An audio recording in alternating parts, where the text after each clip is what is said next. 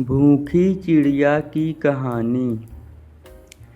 सालों पहले एक घंटा घर में टिंकू चिड़िया अपने माता पिता और 5 भाइयों के साथ रहती थी। टिंकू चिड़िया छोटी सी थी, उसके पंख मुलायम थे। उसकी माँ ने उसे घंटा घर की ताल पर चहकना सिखाया था। घंटा घर के पास ही एक और घर था, जिसमें पक्षियों से प्यार करने वाली एक महिला रहती थी। वह टिंकू चिड़िया और उसके परिवार के लिए रोज रोटी का टुकड़ा डालती थी। एक दिन वह महिला बीमार पड़ गई और उसकी मृत्यु हो गई। टिंकू चिड़िया और उसका पूरा परिवार उस औरत के खाने पर निर्भर रहता था। अब उनके पास खाने के लिए कुछ नहीं था और ना ही वो अपने लिए खाना जुटाने के लिए कुछ करते थे। एक दिन भूख से बेहाल होने पर टिंकू चिड़िया के पिता ने कीड़ों का शिकार करने का फैसला किया। काफ़ी मेहनत करने के बाद उन्हें केवल 3 कीड़े ही मिले, जो परिवार के लिए काफ़ी नहीं थे।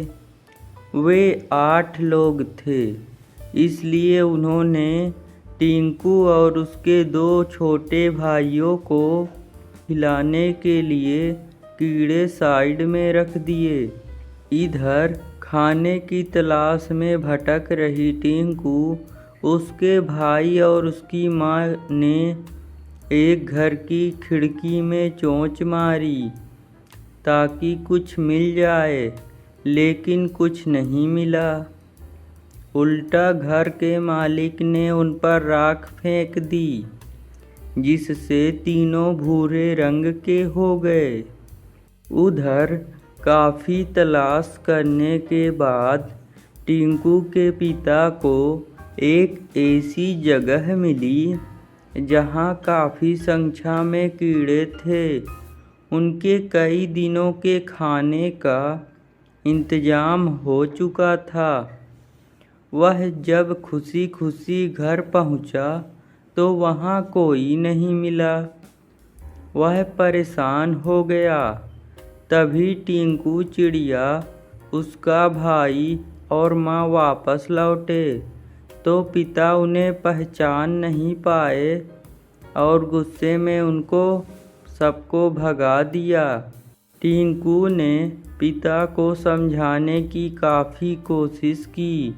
उसने बार बार बताया कि किसी ने उनको रंग फेंका है, लेकिन टिंकू के हाथ असफलता ही लगी।